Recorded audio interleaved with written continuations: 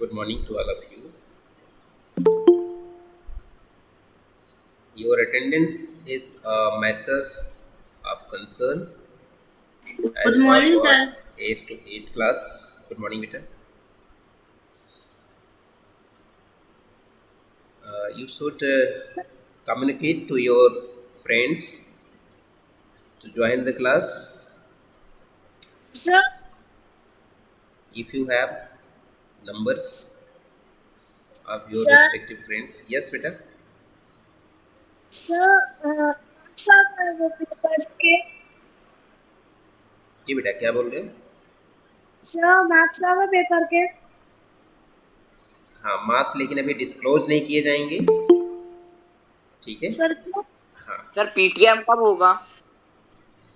PTM अभी तक decide नहीं हुआ है बेटा। जब होगा तो होगा, अभी मालूम नहीं है उसके बारे में पीटीएम कब होगा। ठीक सर है। आप नंबर बता दीजिए। नहीं, नंबर अभी डिस्क्लोज करने के लिए नहीं कहा गया है किसी को ना। ठीक है। नंबर इस तरह से नहीं बताए जाएंगे अभी। ठीक है। और आप लोगों की अटेंडेंस बहुत कम है, इसके लिए आप लोग अपने मित्रों को बताइए कि क्लास क्यों ज्वाइन नहीं करते हैं। अदरवाइज सबको फ़ोन करना पड़ेगा, सबके घर पे फ़ोन पहुंचेगा। ठीक है। चलो फिलहाल कंटिन्यू करते हैं इस लेसन को। कल सर हम। इंग्लिश की क्लास में हाँ। तो छूटता ही नहीं है। हाँ, page number 76, glimpsing a peak in the distance I get transported। ये पैराग्राफ किसको हमने बताया था एक्सप्लेन करने के लिए? किस स्टूडेंट को ये एक्सप्लेन करना है? glimpsing a peak in the distance I get transported to another world, I experience change within myself which can only be sir called mystical। ग्लिम्सिंग मतलब क्या होता है? सर जी बेटा, ग्लिम्सिंग मतलब क्या होता है? बोलो बेटा। ग्लिम्सिंग मतलब क्या होता है? ग्लिम्सिंग का मतलब होता है किसी भी चीज़ की एक झलक देख लेना, हल्का सा संकेत मिल जाना, दूर से थोड़ा सा भी दिख जाना, इसको कहते हैं ग्लिम्सिंग। झलक पा जाना, थोड़ा सा यस भी सर। नज़र में आ जाना है ना, इसको कहते हैं glimpsing. Glimpsing a peak in the distance, दूर से अगर किसी पीक की मुझे झलक भी मिल जाती थी जब मैं जिस समय क्लाइंबिंग कर रहा था। क्यों? क्योंकि अभी ये major H P S Ahluwalia अपने एक्सपीरियंस को शेयर कर रहे हैं कि क्यों उन्होंने एवरेस्ट पर चढ़ाई किया, उसका निर्णय उन्होंने क्यों लिया, उसी के बारे में बात कर रहे हैं। और वो अपने एक्सपीरियंस को शेयर कह रहे हैं कि जब मैं एवरेस्ट पर चढ़ाई कर रहा था तो एक जैसे जैसे मैं सर मैं आगे रीड करूँ? बढ़ रहा था। सर मैं रीड करूँ? नहीं, रीडिंग तो हो चुकी है, अगर आप इसको एक्सप्लेन सर कर सकते हैं तो एग्जांपल आप करिए। सर एक्सप्लेन भी कर दूंगा। चलो करो। Glimpses, glimpsing a peak in the distance. I get transported to another world. जब मैंने उसकी चोटी की मतलब जो पहाड़ की जो चोटी थी एवरेस्ट की, जब उसकी पीक की एक झलक देखी तो मैं एक दूसरे वर्ल्ड दूसरी दुनिया में पहुंच गया था। जी I experience a change within myself which can only be called mystical। जी। मेरा एक्सपीरियंस अपने आप ही चेंज हो गया। वो खूब ही ज्यादा माइस्टिकल मतलब खूब ही ज्यादा चौंकाने वाली बात थी। हाँ by its beauty, aloofness, might, ruggedness and the difficulty. Sir aloofness, might and ruggedness, sir इनका मतलब क्या होगा? हाँ बेटा, मैं बता देता हूँ। अभी आप पूरे पैराग्राफ को आपने घर पे नहीं देखा है, इसको आपने रिवाइज नहीं किया है, मैं बता देता हूँ सर इसलिए। आपने मुझसे नहीं बोला था पढ़ने को। हाँ, मैंने इसको समझ करके पूरा बताने के लिए कहा था, अगर आप बता सकते सर हैं तो आपने अच्छा है। मुझसे नहीं बोला था। अच्छा अच्छा, ठीक है।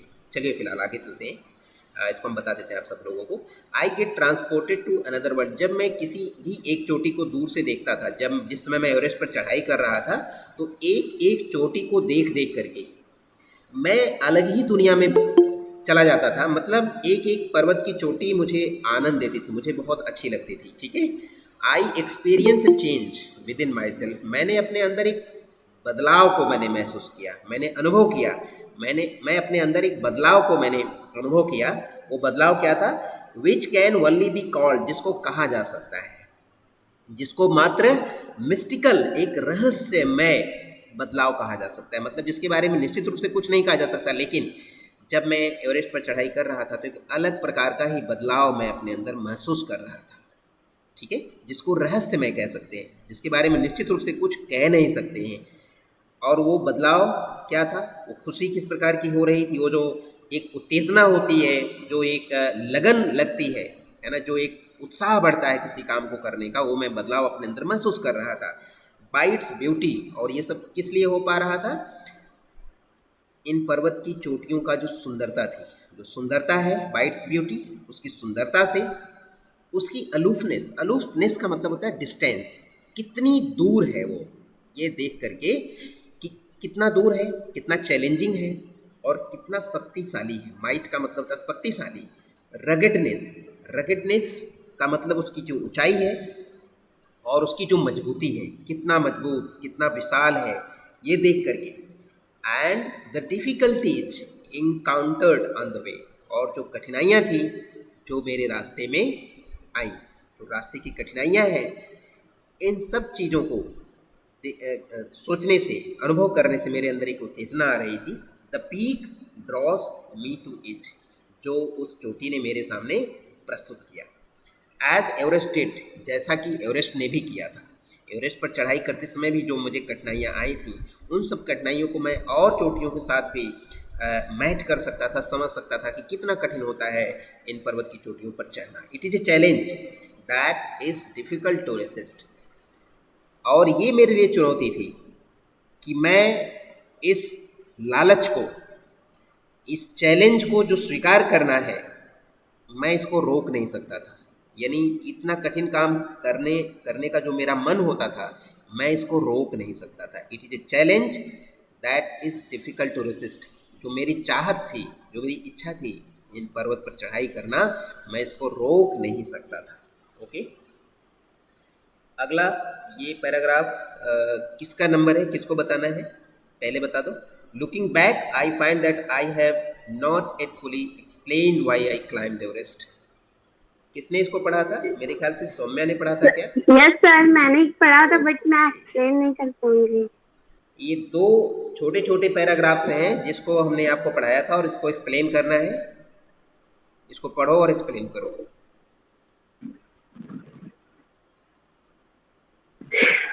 Looking back, I find पूरा that I एक्सप्लेन नहीं कर have पाऊंगा। not it. इसको घर पे रिवाइज किया कि नहीं किया? सर किए थे पर भूल गए। भूल गए? ओहो, भूल जाने से पढ़ाई कैसे होगी, कुछ भी नहीं देखा है। ओके चलो ठीक है, मैं सर मैं हाँ सर मैं एक्सप्लेन करूँ बिल्कुल। पर अच्छे से नहीं कर पाऊंगा। हाँ, नहीं एक्चुअली आपको कॉन्फिडेंस अगर है, अच्छे से आप कर सकते हो तो करेंगे तो और बच्चों को उसका फ़ायदा मिलेगा ना, नहीं तो क्या होगा, टाइम का लॉस होगा। ठीक है, कुछ तो कॉन्फिडेंस होना चाहिए कि हाँ मैं इसको बता सकता हूँ, तो उससे क्या होगा, थोड़ा बहुत मैं बता दूंगा, थोड़ा आप बता देंगे तो ये पूरा एक्सप्लेन हो जाएगा। आपको मौका मिल जाएगा अपने आप को, एक जैसे होता है ना, बच्चों को मौका देना चाहिए ना, बच्चे भी पढ़ें समझाएं, तो ये आपके अंदर एक अच्छी चीज़ डेवलप हो सकती है। बट अगर कॉन्फिडेंस नहीं है तो फिर ठीक नहीं है ना। कॉन्फिडेंस होना बहुत ज़रूरी है कि हाँ मैं कर सकता हूँ, और ये तभी होता है जब आप घर पे 1-2 बार 3 बार इसको पढ़ते हैं, कोशिश करते हैं, ठीक है, तब हो पाता है। चलिए ठीक है, अभी अगर ऐसा है तो छोड़िए, हम बताते हैं। Looking back I find that I have not at fully explained sir why. हाँ बेटा बोलो। और अभी मैं आप में से किसी एक से कह रहा हूँ कि ये जो अटेंडेंस है इसका सर मैं स्क्रीनशॉट अभी ले लीजिए। सर मैंने आपको ले लिया। सर मैंने ले लिया अच्छा, आपको। भेज दिया आपने, मैं एक्सप्लेन करूँ? स्क्रीनशॉट भेज दिया? Yes sir. ओके किसका? ओके, ये जो अटेंडेंस है इसका स्क्रीनशॉट आप लोग अगर स्क्रॉल करके कोई भी एक बच्चा कोई भी ले करके भेज देगा तो ठीक सर है। ले लिया मैंने। ओके ठीक है, एक मिनट जरा घर से फ़ोन आ रहा है, थोड़ा सा बेटा सॉरी मैं बोलूँगा, थोड़ा सा सर समझ मैंने लीजिए। आपको हेलो, हाँ हाँ भाई, हाँ कोई बात ऐसी है बताओ।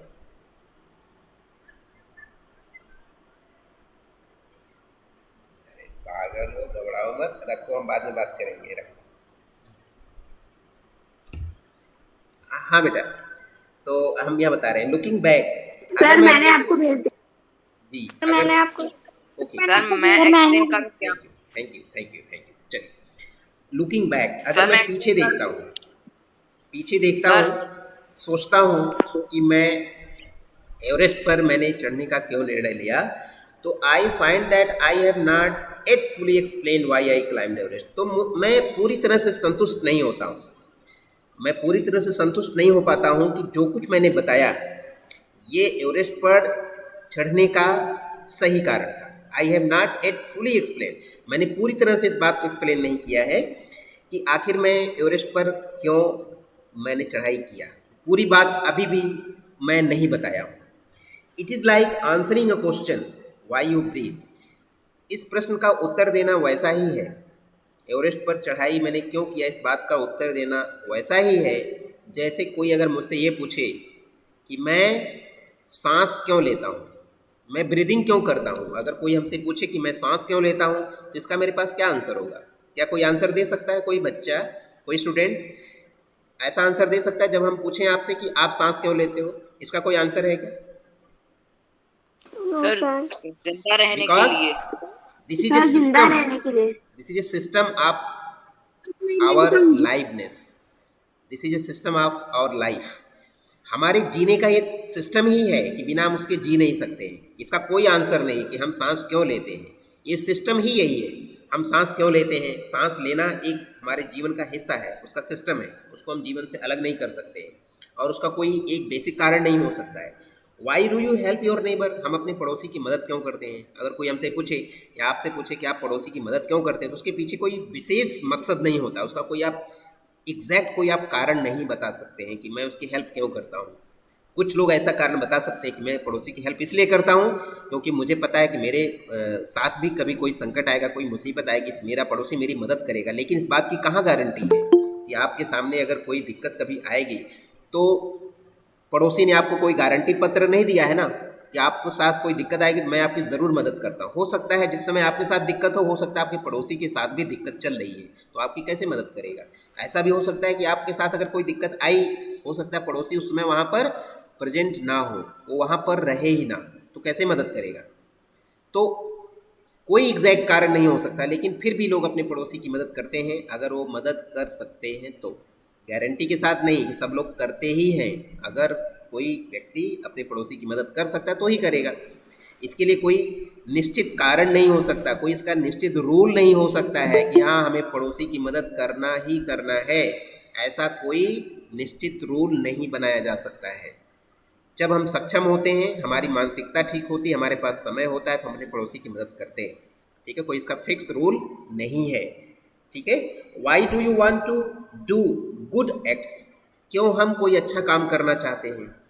ऐसे ही प्रश्न है ये सब जिनका उत्तर देना कठिन है। ऐसे ही इस प्रश्न का उत्तर देना भी कठिन है कि मैंने एवरेस्ट पर चढ़ने का निर्णय क्यों लिया।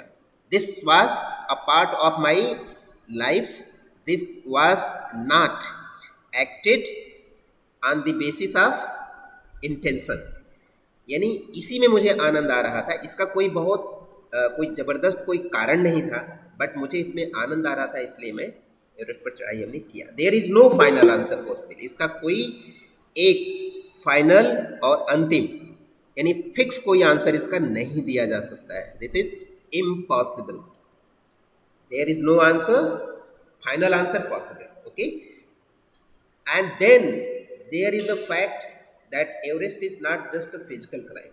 और इसके बाद ये भी एक सच्चाई है कि एवरेस्ट पर चढ़ाई करने का जो निर्णय होता है वो केवल इसलिए नहीं होता है क्योंकि एवरेस्ट बहुत ऊंचा है, उस पर चढ़ने में बहुत ताकत खर्च होती है। केवल इतना ही कारण नहीं है, इसके अलावा भी कारण होते हैं जिसके कारण से एवरेस्ट पर लोग चढ़ाई करते हैं।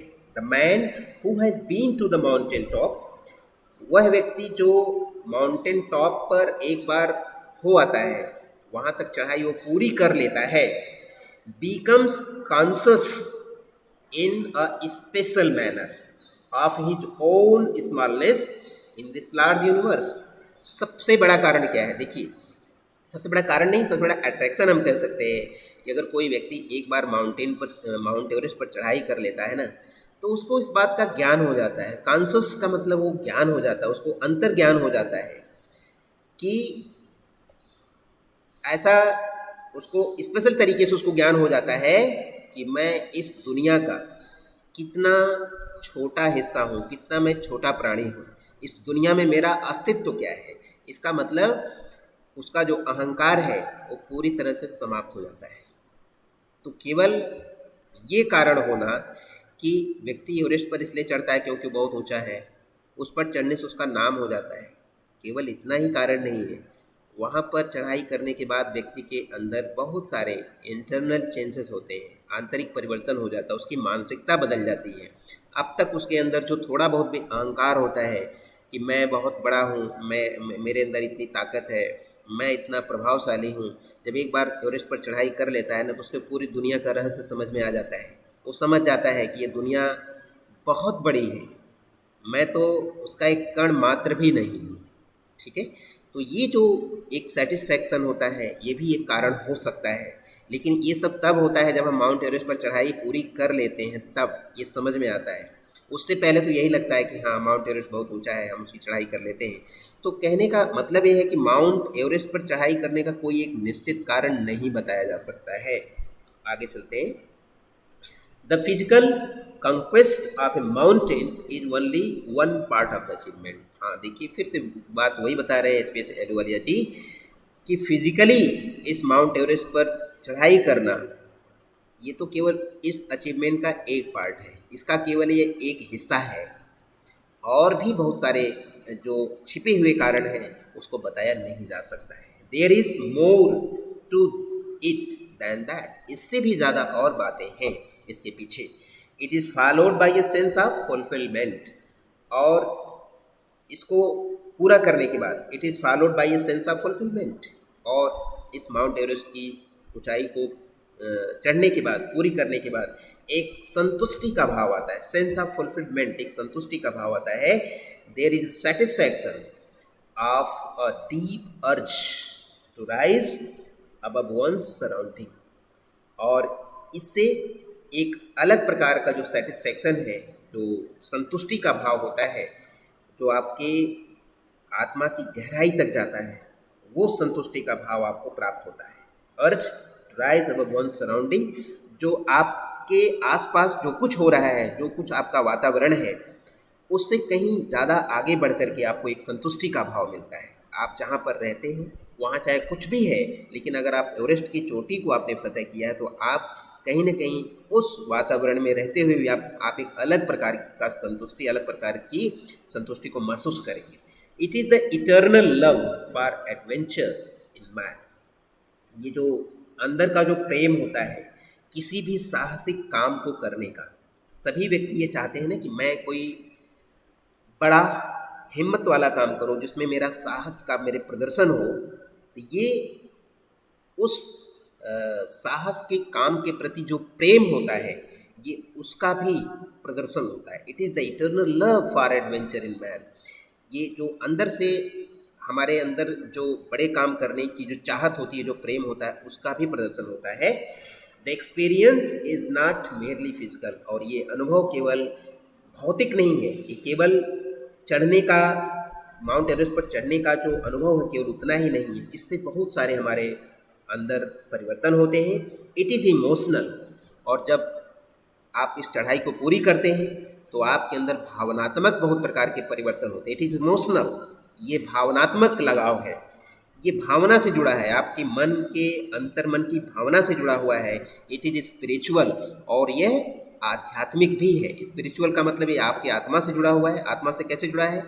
क्योंकि शुरू में ही एचपीएस एलूवालिया ने बताया था कि ये जो माउंटेन है एक कम्युनियन ऑफ गॉड है, भगवान से बात करने का एक साधन है। इसका मतलब जब आप इतनी बड़ी उपलब्धि को प्राप्त करते हैं तो आप भगवान के बहुत ज़्यादा नज़दीक अपने को पाते हैं, बहुत ज़्यादा नज़दीक आप महसूस करते हैं। ऐसे लगता है जैसे मैं भगवान से मिल के आया हूँ, इस तरह की फीलिंग आती है।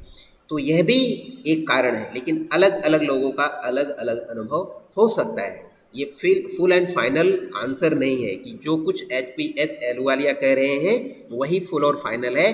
सभी व्यक्ति जो एवरेस्ट पर जीत हासिल करते हैं उन सब लोगों के अपने अलग अलग अनुभव हो सकते हैं। इसलिए जब अलग अलग सबके अनुभव होंगे तो फिर फाइनल आंसर कहाँ से आ सकता है? इसलिए इसका कोई फुल एंड फाइनल आंसर नहीं है, लेकिन मेजर एचपीएस अहलूवालिया का जो अनुभव है वो उन्होंने इसमें बताया है। कौन कितना एग्री करता है ये उसके अपने ऊपर भी डिपेंड करता है कि वो कितना एचपीएस अहलूवालिया की बात से सहमत है। ओके, आगे चलते हैं। Consider typical climb. अगर आप किसी चढ़ाई के बारे में आप विचार करते हैं, towards the summit on the last height, और आप विचार करते हैं कि हम उसकी चोटी पर जाएंगे। You are sharing a rope with another climber. तो जब आप चढ़ाई करने का इस तरह से प्लान करते हैं तो आप चढ़ाई करते समय आप रस्सियों का सहारा लेते हैं। अगर आप 2-4 लोग 5 लोग अगर एवरेस्ट की चढ़ाई करते हैं या किसी और माउंटेन पीक की आप चढ़ाई करते हैं तो ऐसे में अगर आप ग्रुप में हैं तो सभी लोग अलग अलग होकर के चढ़ाई नहीं करते हैं। सभी लोग क्या करते हैं, रस्सी से सभी लोग कमर से रस्सी से सभी लोग एक दूसरे को बांध देते हैं, सभी लोग कनेक्ट हो जाते हैं। जिसका फ़ायदा क्या होता है, जब भी आप देखते हैं कभी कोई एनडीआरएफ के टीम जब कोई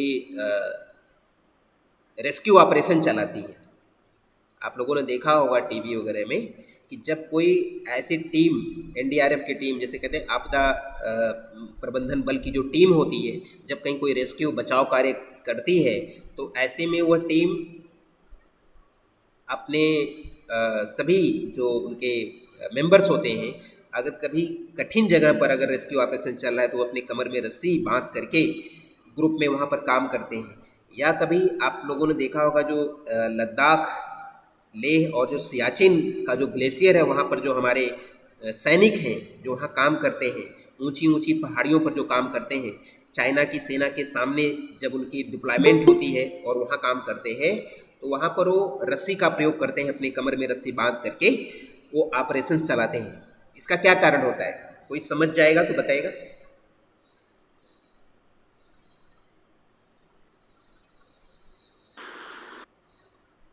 किसी को समझ में आ रहा है? रेस्क्यू ऑपरेशंस में और यस सैनिकों सर। के साथ इस तरह की स्थिति होती है कि वे अपनी कमर में रस्सी बांध लेते हैं, पूरी टीम के लोग 5-7 लोग एक सर साथ। जी सर मैं बताऊं, जी बता सकते मयंक सर, वो लोग इसलिए रस्सी बांध लेते हैं क्योंकि पानी में बहने के डर से अगर एक बहेगा तो बाकी सारे लोग उसे पकड़ लेंगे रस्सी से। हाँ, रस्सी से पकड़ लेंगे या उसको बहने नहीं देंगे।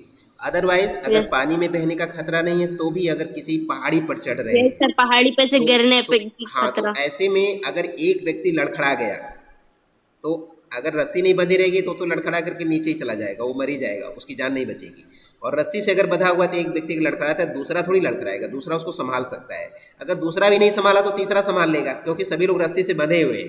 कहीं ना कहीं वो पांचों जहाँ भी रहेंगे तो 5-6 जितने भी ग्रुप में लोग हैं अगर बंधे हुए हैं तो सभी लोग एक ही जगह रहेंगे, ठीक है। और कहीं फंस भी गए तो सभी लोग सामूहिक बल लगाएंगे और सभी लोग बाहर निकल सकते हैं, यानी सबके सब बह नहीं जाएंगे, सबके सब लोग नहीं गिर जाएंगे, इसलिए रस्सी का प्रयोग करते हैं। ऐसा ही जब माउंटेनियरिंग होती है, जब पर्वतों की चढ़ाई होती है, उसमें भी टीम के मेंबर्स आपस में रस्सी बांध करके चढ़ते हैं, जिससे कि अगर कोई एक गिरे तो दूसरा उसको संभाल सकता है।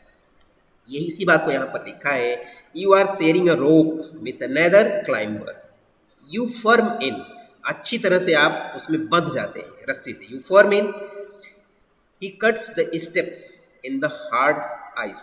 और एक व्यक्ति क्या करता है, वो बर्फ में कटिंग का काम करता है, जिससे कि वो आगे सभी जो मेंबर्स हैं उसके टीम के वो आगे चढ़ाई कर सके, आगे आगे वो बर्फ के सिल्लियों को काटता रहता है, ठीक है। He cuts the steps in the hard ice, then he belays, और इसके बाद वो आपको रास्ता देता है, and you inch your way up, और धीरे धीरे आप ऊपर बढ़ते हैं। इंच का मतलब धीरे धीरे आप ऊपर बढ़ते हैं, एक एक इंच थोड़े थोड़े आप आगे बढ़ते हैं। द क्लाइंब सर इज बिले ग्रीन। मतलब, जी बेटा, सर बिले मतलब अभी यहाँ पे है। बीलेज का मतलब आपको रास्ता देता है, आपके लिए रास्ता बनाता है, बीलेज आपके लिए रास्ता बिछाता है, and you inch your way up, और आप धीरे धीरे आप ऊपर की तरफ चढ़ते हैं। द क्लाइंब इज ग्रीम, और ये चढ़ाई काफ़ी कठिन होती है। ग्रिम का मतलब काफ़ी कठिन होती है। यू स्ट्रेन एवरी नर्व, और आप अपने शक्ति का पूरा प्रयोग करते हैं। स्ट्रेन का मतलब आप खींचते हैं, एवरी नर्व, आप अपने शरीर का थोड़ा थोड़ा एनर्जी जो भी आपके शरीर में बचा उसका पूरा यूज करते हैं, उसको खींचते हैं। You strain every nerve as you take every step, एक एक स्टेप आप लेते हैं तो आप अपने शरीर की पूरे एनर्जी को आप लगाते हैं। Famous climbers have left records of the help given by others, जो बड़े फेमस जो क्लाइंबर रहे हैं पर्वतों पर चढ़ने वाले, वो ऐसे रिकॉर्ड उन्होंने छोड़ रखा है कि उन्होंने कैसे एक दूसरे से हेल्प लिया, किस तरह से वो चढ़ाई पूरी की। जब वो अपनी ऑटोबायोग्राफी लिखते हैं तो लिखते ही हैं कि हमने इस चढ़ाई को पूरा करने में किसकी मदद लिया, ये सब चीज़ें वो लिखते हैं। They have also recorded how they needed just that help, और वो इस बात को भी रिकॉर्ड करते हैं, इस बात को भी लिखते हैं कि उनको हेल्प की कितनी ज़्यादा ज़रूरत थी, किस तरह से उनको जो हेल्प मिली, पर्टिकुलर जो हेल्प मिली, उससे वो किस तरह से इस माउंटेन की चढ़ाई को उन्होंने पूरा किया। They have also recorded how they needed just that help else they might have given up, otherwise उन्होंने तो चढ़ाई को छोड़ ही दिया था।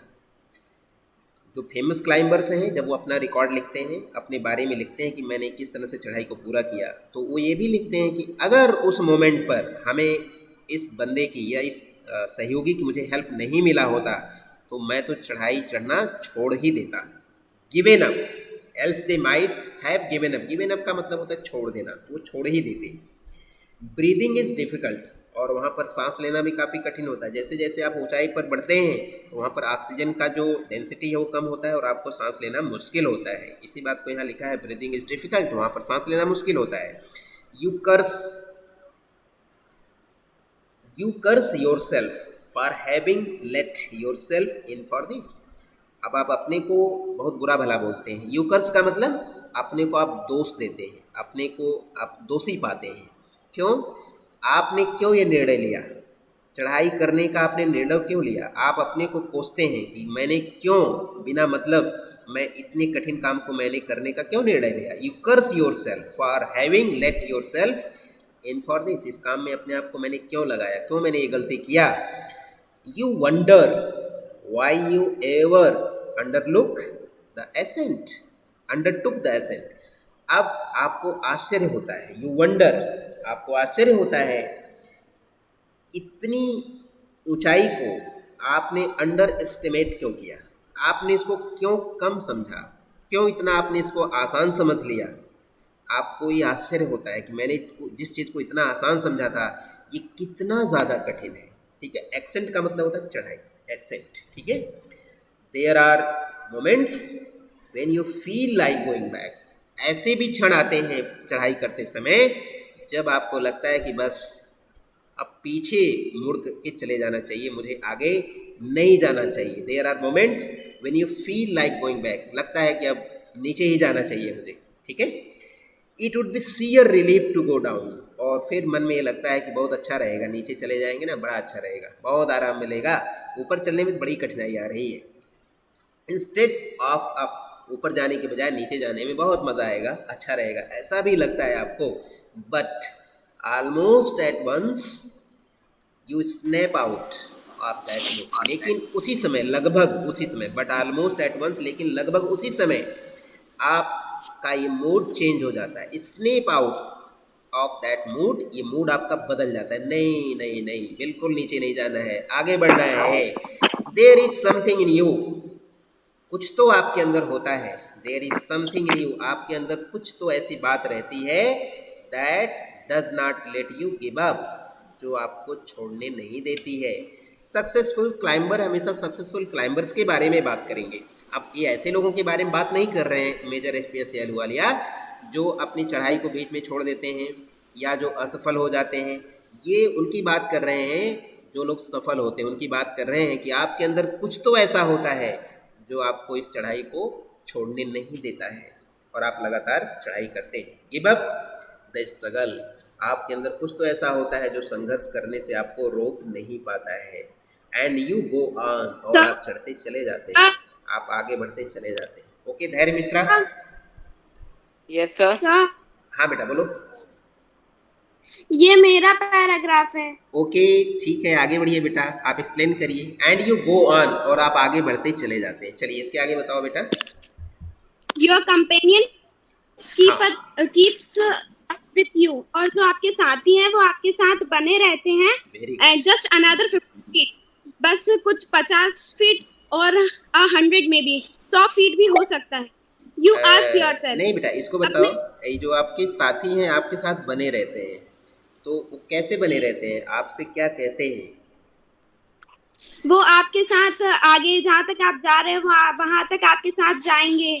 हाँ, वो आपका बोलते हैं, चढ़ने में, वो बोलते हैं कि अरे सर थकिए मत, आगे बढ़िए, बस 50 फीट और है, ऐसा बोलते हैं। केवल 100 फीट और है, ज़्यादा नहीं है, अब तो हम आ गए हैं। इस तरह से आपका वो हौसला बढ़ाते हैं, आपको एनर्जी देते हैं। May be. ठीक है, नेक्स्ट आगे बोलो बेटा। You ask your self. आप अपने आप से पूछिए, इज देयर नो एंड, क्या इसका कोई अंत नहीं। यू हाँ, look at your companions and he looks at you, आप अपने साथी है उसको देखिए और वो आपको देखता है। जी you draw inspiration from each other, जी, आप और आपके साथ आप एक दूसरे से प्रेरणा यानी कि सीख लेते हैं। बिल्कुल। And then without first being aware of it you are at the summit, और आप पहले इसके बारे में पता किए बिना आप शिखर पर हैं। ओके, हाँ देखिए यहाँ पर वही बात हो रही है, जब हम लगभग एवरेस्ट के समिट पर चढ़ने ही वाले होते हैं, उसके नज़दीक लगभग पहुँचने वाले होते हैं, उस समय का मोमेंट कैसा होता है, उस समय की फीलिंग्स क्या होती है, इसको यहाँ पर HPS एहलुवालिया ने अच्छे से बताया है कि जब हम इस तरह से काम करते हैं तो हमारे साथी लोग हमारे लिए बहुत बड़ी प्रेरणा का काम करते हैं, हमें मोटिवेट करते हैं कि ठीक है, बस थोड़ा सा दूरी और है, और थोड़ा कोशिश करना है, बस पहुँचने ही वाले हैं। यू आस्क योर सेल्फ, कभी कभी आप अपने से पूछते हैं, इज़ देयर नो एंड, क्या इसका कभी अंत नहीं है, क्या ये ऐसे ही दूरी लगता है बढ़ती जा रही है, इसका कोई अंत नहीं है।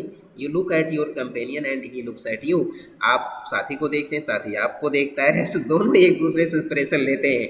आप उसको देखते हैं तो आपको एनर्जी मिलती है कि अरे ये तो चल रहा है, तो मुझे भी चलना चाहिए, मुझे भी आगे बढ़ना चाहिए। और वो आपको देखता है तो उसको एनर्जी मिलती है कि वाह, ये हमारा साथी हमारे साथ है, तो मैं भी चल सकता हूँ, मैं भी आगे बढ़ सकता हूँ।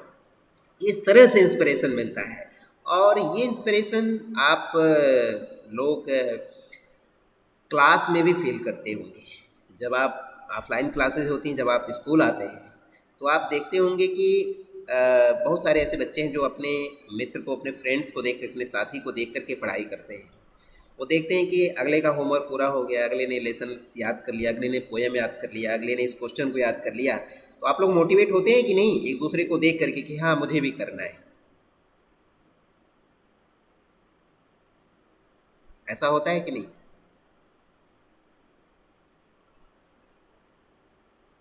ये मोटिवेशन क्लास में भी मिलता है कि नहीं मिलता आप लोगों यस को? सर, होता है। मिलता है। और अभी जब से ऑनलाइन क्लासेस चल रही हैं, तो इसमें निश्चित रूप से कमी देखी जा रही है, क्योंकि आप सब लोग घर पे हैं, तो घर पर वो मोटिवेशन नहीं मिल पाता होगा जो मोटिवेशन आपको क्लास में आने से मिलता है। ठीक है, फिर भी हम यही कहेंगे कि अपने को ज़रूर मोटिवेटेड रखिए और पढ़ाई मेहनत से करिए। ये समय थोड़ा कठिन है कोरोना के कारण से, सब कुछ जल्दी ही ठीक हो जाएगा। And then without first being aware of it, और आपको ये पता भी नहीं चलता, इस तरह से मोटिवेशन में आप चलते रहते हैं और आपको ये पता भी नहीं चलता है, और आप समिट पर पहुंच जाते हैं, आप एवरेस्ट की चोटी पर ऐसे ऐसे करते करते पहुंच जाते हैं, और आपको पता भी नहीं चलता है कि मैं सबसे पहले इस चोटी पर आ चुका हूं, आपको पता भी नहीं चलता। ये होता है motivation.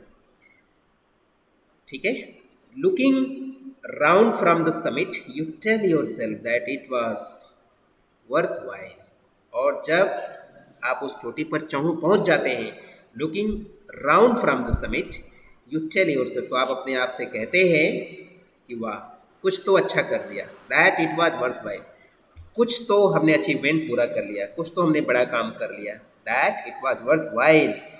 Other silvery peaks appear through the clouds, अब जब आप चोटी पर चढ़ जाते हैं तो वहाँ से जो और जो चोटियाँ हैं एवरेस्ट के अलावा, माउंट एवरेस्ट के अलावा जो और चोटियाँ हैं, वो वहाँ से धुंधली दिखाई देती हैं, बादलों में छिपी हुई सफ़ेद सिल्वरी कलर की वो दूर से दिखाई देती हैं, और वो सब चोटियाँ आपसे नीचे हैं, जहाँ पर आप चढ़ चुके हैं उससे सारी चोटियाँ नीचे हैं। कितना सुंदर दृश्य लग रहा होगा उस समय, है ना।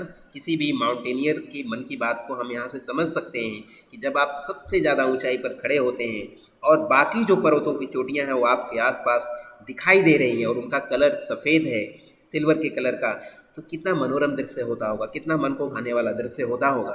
Other silvery peaks appear through the clouds, वो बादलों के बीच वो हल्की हल्की दिखाई देती है। चलिए ठीक है, टाइम ओवर हो गया बेटा, तो इस पैराग्राफ से आगे का कल पढ़ाएंगे, ठीक है। सर जी बेटा। सर मैं ये पूछ रही थी, वो माउंटेन पे चढ़ते चढ़ते अगर वो घूम जाते होंगे तो वो आप वापस कैसे आते हैं नीचे? हाँ बेटा, रिया क्या बोल रही हो? सर मैं ये बोल रही हूँ, जो माउंट एवरेस्ट पे जाते हैं वो लोग चलते चलते अगर खो जाते होंगे तो वो लोग वापस कैसे आते होंगे? बेटा फिर जिस रास्ते से वो जाते हैं धीरे धीरे उसी रास्ते से फिर वो वापस आते हैं, ठीक है। और चढ़ाई करना और वहाँ से उतरना दोनों ही कठिन होता है, और ये उनकी बहादुरी, उनके पेशेंस और उनके कौशल की बात है कि वो इस काम को पूरा कर पाते हैं। बहुत सारे ऐसे माउंटेनियर होते हैं जो चढ़ाई तो कर लेते हैं लेकिन आते समय जल्दीबाजी में या किसी भी गलती से अगर लड़खड़ा जाते हैं तो ऐसे में भी उनकी डेथ होना संभव है। तो ये काम चूँकि बहुत कठिन है, ये आसान काम नहीं होता है। बहुत संभल करके, बहुत धैर्य से, सारे रूल्स और नॉर्म्स का यूज करके, उनका पालन करके इस काम को पूरा किया जाता है। तो उसी रास्ते से फिर वो वापस आते हैं, ठीक है। आने के लिए कोई अलग से कोई हेल्प उनको नहीं दी जाती है, चलो आते समय उनको हेलीकॉप्टर से उठा लिया जाएगा या उनके लिए कोई गाड़ी की व्यवस्था हो जाएगी, ऐसी कोई व्यवस्था नहीं। फिर उसी रास्ते वापस आते हैं, ठीक है। Okay sir, bye sir. Thank you बेटा, thank you, thank you sir. Thank you बेटा। Thank you, Chanpai. बाय।